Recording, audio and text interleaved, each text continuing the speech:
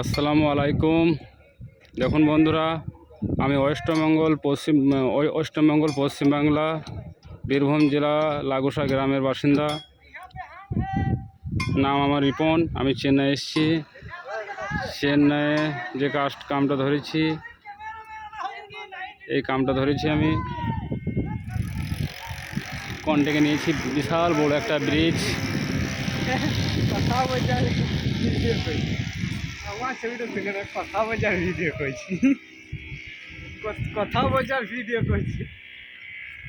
দেখুন, এখানে আমার অনেক লোক কাম করছে, প্রায় 70 থেকে 80টা লোক কাম করছে।